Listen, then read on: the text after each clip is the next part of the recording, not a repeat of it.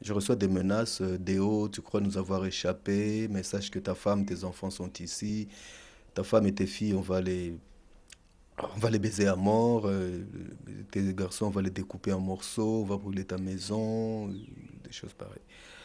Et donc, mes amis, ils me disent, Déo, tu vois, nous savons que tu aimes bien ton pays, que tu es courageux, mais là, tu vois que si tu rentres, tu es un homme mort. Parce que là, ils ont montré leur vrai griffe. Ce n'est plus des petites menaces par SMS ou par téléphone et tout, mais maintenant, c'est par email et on voit qu'ils sont décidés. Mais là, je me suis dit, ouais, c'est vrai, ça devient trop sérieux. Et au même moment où j'ai décidé de rester ici, ma famille, ma femme et mes enfants, on les faisait partir rapidement, toutes affaires cessantes, de Bukavu au Burundi où ils se trouvent jusqu'à présent. Est-ce que vous savez qui sont les auteurs de ces menaces? C'est toujours anonyme. Il n'y a jamais personne qui viendra vous dire, moi, un ministre tel, le gouverneur tel, ou général tel, je... Non. Des soupçons, j'en ai parce que c'est les militaires qui venaient me dire, Déo, écoute, fais attention parce que tel article que tu as écrit hier, avant-hier, n'a pas plu à tel ministre. C'est indéniable, c'est le pouvoir. Mais à mon niveau, je ne peux pas dire c'est tel membre du pouvoir, c'est tel sénateur, c'est tel ministre ou c'est le président de la République lui-même. Elle ressemble à quoi aujourd'hui la liberté d'informer, la liberté de la presse dans l'est du Congo, du côté de Bukavu? Ça n'existe plus parce que les journalistes, même les plus chevronnés, ont peur de se faire tuer.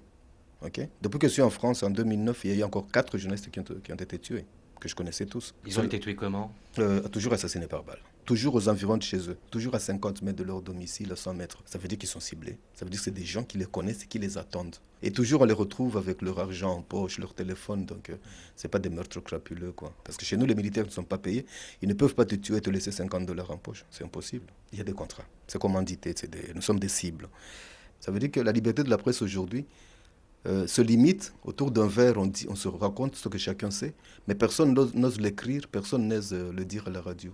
Donc, soit les journalistes s'exilent, soit ils se livrent à disons une coupable autocensure, parce que maintenant c'est l'autocensure. On s'autocensure. Il y a des infos, mais on ne peut pas les dire, on ne peut pas les donner.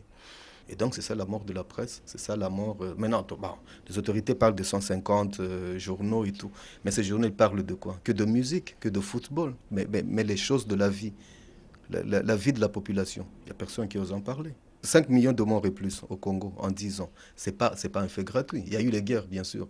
Mais je ne sais pas si vous avez fait le calcul. Ça a coïncidé avec le boom technologique. Juste au moment où on découvrait le coltan au Congo, on en avait besoin pour fabriquer les téléphones portables, les PlayStation des enfants, etc. Et tout. Ok. Or, comme il y a la guerre, comme le pays n'est pas géré, et que, c'est pas moi, Nokia, Toshiba ou quoi, ils ont besoin du coltan, et que là, ils peuvent le ramasser gratuitement parce que c'est le désordre. Ils ont créé des groupes armés. Qu'est-ce qui les intéresse, pensez-vous? Sont les quelques nègres qui vont crever ou quoi? Ils s'en foutent complètement. Donc, le souci, c'est d'avoir le coltan et continuer à faire marcher leur business. La mission des Nations Unies au Congo, elle est là. Qu'est-ce qu'elle fait? Qu'est-ce qu'elle fait? Parce qu'elle est venue pour la paix et la sécurité. Il n'y a rien. Et c'est ça qui accentue en fait l'autocensure, parce que le journaliste de Bukavu, de Goma, il a compris qu'il n'a personne pour le protéger. Même pas la MONUC, la mission des Nations Unies qui est là. Mon frère, il travaille, je vous dis, à la radio de la mission des Nations Unies. Mais c'est d'ici, avec mon RSA, que je paye l'avocat pour son procès. La MONUC a dit, ça ne nous regarde pas du tout. C'est atroce, mais personne n'en parle. Parce que le malheur du Congo, ce sont ses richesses. Les gens ont besoin des richesses, n'ont pas besoin de, de la population. Mais si on ne se tait pas, Si on ne s'était pas, on c'est grave. risque sa vie. Si on se tait, on risque la vie de toute une population. Je préfère risquer ma vie que de risquer celle de toute une population dans 5 ans. Parce que la population se meurt à petit feu.